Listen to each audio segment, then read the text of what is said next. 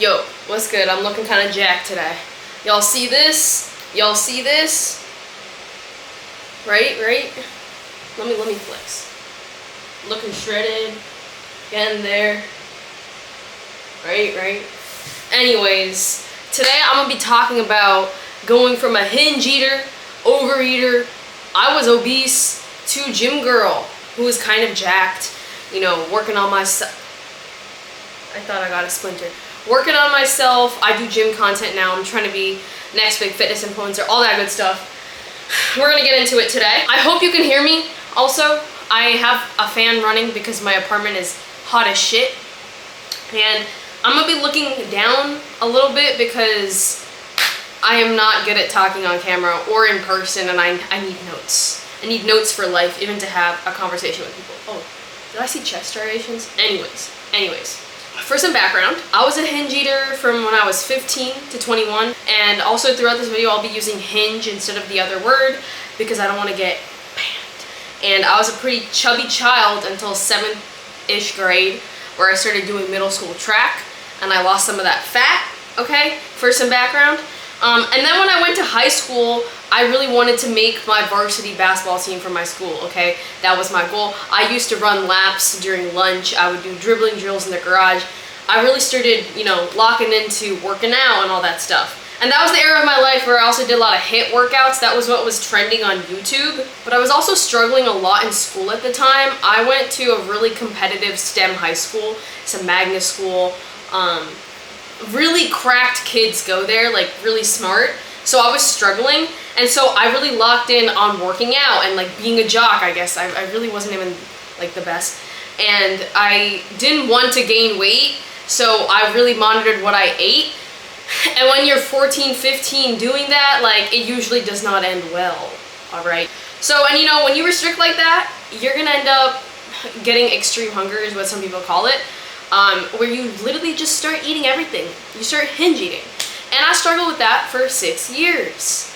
Okay, after that point, 6 years of... And it was also stress plus emotional eating because I was like really going through the gauntlet with school. I would tell my mom that I was gonna go to the library for something, and then I would just bike to this like store and I would get a pint of pistachio ice cream that was like full cream, like really like 1,500 calories per pint, and then a family-sized bag of sour cream and onion chips, come back to my room, pretend I was studying, but just like gorge on that while watching Netflix, okay? And then I'd feel like really guilty because I wasted a whole afternoon eating and I didn't study, which added to me struggling in school. And then I'd be like, you'll lock in tomorrow, you'll get it right tomorrow. Again, did not work. And I had the same pattern for the first few years of college as well.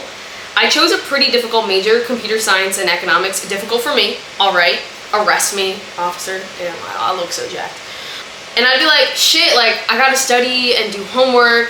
I'll just lock in tomorrow. Let me just eat today and just, like, watch TV and rot. Like, let me just not do anything. And tomorrow, everything will be great. I'll be magical. Obviously, this kind of all or nothing reset mind shit did not do shit for me. And when people do this, a lot of people do this for a lot of things, all or nothing, I'll do it tomorrow mindset, you get a false sense of accomplishment. Because you're probably sitting down, you know, planning out for the week, everything you're gonna do to the T. That's great. Like, you need to plan to execute things. But when you get too caught up on planning and putting it off, you get a dopamine hit right away from just doing that. Because you think, oh, I'm taking a first step. And you're like, yes. But then that replaces the incentive inherently to, like, actually do the task and get, like, a healthy dopamine hit, okay? It's just like hinge eating or overeating. You're like, in the moment, you're like, yes, let me gorge, let me do this. And you get, like, a quick dopamine hit. And then you crash. The same thing when you just keep planning and putting it off because you're like such a high in the moment. It's like, you know, those times when you're at 3 a.m. you want to change your life, you have such a high. It's the same kind of feeling. You get what I'm saying? Basically why people get really motivated for New Year's resolutions. You know, you make a laundry list of things you're gonna change and you get tired, you get satisfied from just the list. When you hinge eat, you want to sin as much as you can in that moment, so that you have a reset and you can just like, everything will be great. And for me, it's always been like that. Oh, you've had a bad day? Just stuff yourself today, okay? The day is already gone to shit, just stuff yourself. And then you'll get your life tomorrow and there'll be no more bad days after that. Nothing. Magical.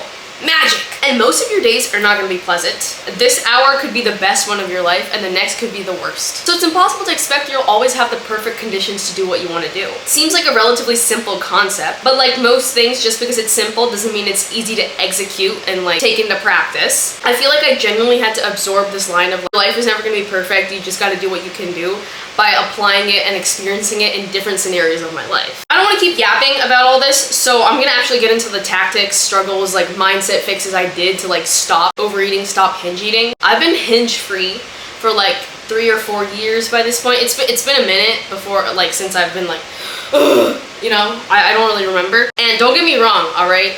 As you can tell, I be eating. I overeat often, but it's not because I'm trying to stuff myself like there's no tomorrow. It's usually from traveling and just living my life. And it's not an excuse, but like it happens. So let's get into it. And also for reference, I'm on a cut right now. So when I first tried to stop binge eating, it was mostly to lose weight because I'd gone up to 160 pounds and I'm 5'1". So I had a lot of mass on me. I was a little linebacker. And if you're trying to lose weight after just gorging for a while, like, you can't expect yourself to follow the rules of calorie counting and meal plans and whatnot, even though it works fundamentally. And right now, your brain, it's full of food noise. So you can't introduce too many rules to yourself. You gotta keep it simple. Wow, I just can't stop looking at my traps. Especially because you're probably used to eating hyper palatable food. Eating 1,500 calories of like protein oats and brown rice and tofu with broccoli and some Greek yogurt ain't gonna cut it. Ain't gonna cut it. It cuts it for me now, but back then I would've been like, fuck this shit, man, give me a bake. I just started off by not consistently ordering DoorDash. That was the biggest weight gainer for me. Biggest source of food for me, okay? And at the time I was at home because it was COVID, so I would just like go out, like I would just be like, oh, I'm taking the car for a drive, because like we needed to drive the cars once a week so they wouldn't like go out of service, and I would go pick up DoorDash and I'd eat it in my room and then I'd just throw it away. And I would do that because my mom would get mad at me for constantly ordering out, obviously, like she didn't want me to do that, it's bad for you. So that was an incentive for me to stop ordering DoorDash, because like I didn't want to keep secretly eating. And also think about how much it costs. Even if you have a membership to DoorDash or Uber One or whatever, like if you get an entree and an appetizer, you're probably getting an appetizer or dessert, okay, don't lie. It's going to cost $30 with tip and everything. And if you don't have a membership, delivery fee, bro. Like, you do that multiple times a week, that's the cost of a gym membership at like Equinox or some shit. Like, come on. When you get money involved, it starts to hurt. You start to think about it a little bit more. Like, any addiction, it is expensive to keep up, okay? Especially food. And what I kind of tried to do is, cut out that DoorDash, but I would just eat what my mom made, because again, I was at home at the time and she cooked pretty healthy. So I know this is probably not applicable to most people and not to myself at the moment, but hear me out for a second. If she would make like Indian food like rajma and chapatis, I'd have like a cup of rajma and 2 chapatis, see how I felt, if I was full, if I was hungry, maybe eat a little bit more. But I never tracked the calories or try to estimate it. I simply just tried to eat balanced, tasty food that was present to me, so I wouldn't have to go out of my way and make something else, feel like I was missing out, or like force myself to eat something gross and count the calories in it, right? So let's say, okay, like you're not at home with your Indian mom, you're trying to have breakfast. You like pancakes, you like French toast, eat that. But, you know, try to not use as much sugar maybe, like as a first step. And you don't even have to make it as protein pancakes or protein French toast. Make the regular ass pancakes, but top it with Greek yogurt and microwaved berries and agave maybe, okay? So it's gonna taste pretty good, but you're not gonna be like, damn, like I'm eating some cardboard. And you don't need to count the calories in the meal, but like, please don't load up the agave and shit, like, you know, be mindful as much as you can. If there's one thing that you do wanna track, try to track the protein or be mindful of that. Because like I said, you should not, I don't think that people should be counting calories when they're trying to get out of binge eating, like in the beginning, because you're gonna just be like, I can't, you know, I'll just start again tomorrow. You wanna stay away from that all or nothing mindset like trap as much as possible. And I might sound like I'm oversimplifying this, but you'll slowly start to understand what meals you like, what keeps you full, what keeps you energized. And you know, paired with the progress that you're gonna see from losing weight and the mental clarity that you get from just like not being obese or overweight anymore, you're gonna feel like it's gonna be like a positive feedback loop, okay? And if you're already a little bigger, you know, at the time, you're gonna lose weight a little faster, even if you don't count all your calories to the T. It's just gonna be easier in the beginning, right? It's probably gonna take a few months, but if you don't give yourself too many rules, because when you have that hinge eating brain, you're gonna try and tempt yourself into getting back into that all or nothing mindset, because it's easier to do that than just like sit with your thoughts and like do what you need to do. Like, you wanna avoid that at all costs. Like, that is what is gonna keep you away from going like this. All right, did I make sense? I don't know. Let me know in the comments. Now, my next tip, this might be easier said than done for a lot of people. Stop buying snacks. Stop buying snacks, especially if you shop for yourself, okay? Let's say you did a healthy grocery haul, you bought yourself some nice Greek yogurts. Get flavored Greek yogurts. No one said you have to eat plain ones. If it has like 10 grams of sugar, it's okay. It's not gonna kill you. You got your fruits, you got your vegetables, your proteins. You're chilling, you're eating your meal plans, okay? You're eating whatever you planned for that day. And then it's Tuesday night.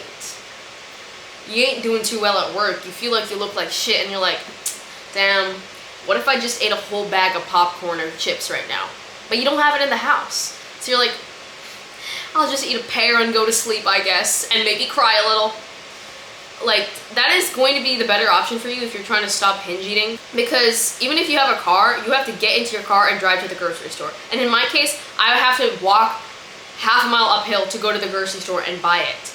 When you involve money and effort to go after the junk food, it's going to be easier for you to like say no to it, right? Again, this sounds much, like, it sounds like, damn, duh, but I feel like a lot of people are like, oh, balance, like, don't like cut anything out. I'm not telling you to cut it out, okay? Let's say you've been doing well for 2 months and you feel like you want an ice cream, go to an ice cream shop, have a scoop of ice cream, and come home. Don't enable yourself by keeping these things in the house, because when push comes to shove and you're having a hard day, you're gonna be like, all right? It's just like alcoholics. They don't keep even like vanilla extract in the house. And me right now, I live in an ingredient house. Like, I live by myself, I shop for myself, and I don't buy junk food, not because I'm like scared I'm gonna gorge on it, but I simply like, I don't know, like, I've come to the point where my meal plans, like the food I eat, like I really enjoy, and I don't really feel the need or crave those kind of things, but that's a video for another day. Not even what I'm talking about right now. Basically, don't enable yourself to fail, and if you live alone, you have no excuse. Even if you have roommates, don't eat their food, period. Even if they bought Oreos, you shouldn't be eating their Oreos. So don't enable yourself, bro. And my last tip in this video is kill that all or nothing mindset. It is going to hold you back in so many ways in life, even outside of the gym and your physique and your eating, because it did that to me, okay? I've always wanted to be a YouTuber, TikToker, whatever, and I stopped myself from doing it for years because I was like, oh, you're not hot yet, you're not like fit yet, you're not like, you gotta wait, you gotta like plan your videos, you gotta like get cool. Dude, like, I wish I started back in 2021, because that's when like all this social media was really booming and people were popping off. And like, look at me now, I'm like low-key struggling, and my biggest regret is having that all or nothing mindset of expecting myself to come to this perfect point and then starting to post. That is going to be a big, like, it's gonna hold you back in so many ways. So if not for stopping your binge eating, stop it for other parts of your life so you can actually be successful and live up to your true potential. Next videos, I'll be talking more about this topic. If you want, make sure to like, comment, and subscribe. Tell me if you think I'm jacked. I'll flex for you for like a minute after this. Oh, one more thing. There's this genre that I watch on YouTube called like fat acceptance reaction videos. And basically it's a lot of people reacting to like fat acceptance content creators and like how it's like cognitive dissonance, I think, or whatever. And when I was like younger, or even when I was like 20, not even like my teenage years, I kind of was like almost going down the pipeline of fat acceptance, because I was like, damn, I guess like I can never stop eating, I can never stop binge eating, like I'm just gonna always keep gaining weight. And I kind of almost gave into that and like accepted it, and like kind of almost deluded myself into thinking that's just how I was meant to be. and it's tempting me to make some commentary videos about that topic as well. And I think it would be an interesting topic, and it's not in any way trying to like hate on anyone or how anyone looks, but rather it's talking about deconstructing certain mental patterns and delusions and whatnot. But let me know if you'd be interested in that, and even if you're not, I might talk about it because I want to. Okay, the lighting is like alright, I guess. Let me get this further back. Okay.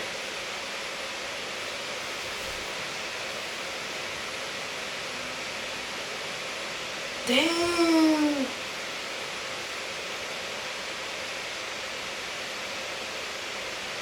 Okay, gotta go edit this, so bye. Make sure to like, comment, and subscribe, or else you're not natty.